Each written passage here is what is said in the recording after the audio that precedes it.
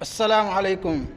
کبیرہ گناہوں سے اجتناب بچنے کے دو بڑے فائدے۔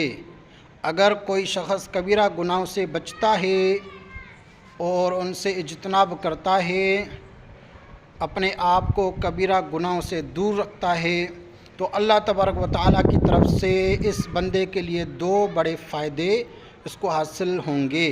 نمبر ایک بڑا فائدہ یہ ہے کہ اس کی جو چھوٹی برائیاں ہیں، چھوٹے گناہ، وہ معاف ہو جائیں گے، اور اس کے ساتھ اس کو مدخل کریم، عزت والی جگہ جنت میں داخل کیا جائے گا۔ چنانچہ اللہ تبارک و تعالیٰ کا ارشاد ہے، ان تجتنبوا کبائر ما تنہون عنہ نکفر عنکم سیئاتکم وندخلکم مدخلا کریما۔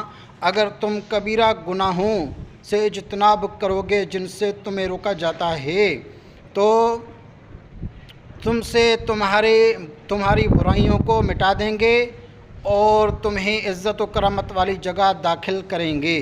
تو اللہ تبارک و تعالیٰ کے اس ارشاد میں یہ واضح اعلان ہے کہ جو بندہ کبیرہ گناہوں سے بچے گا تو اس کو یہ دو بڑی نعمتیں، دو بڑے فائدے حاصل ہوں گے۔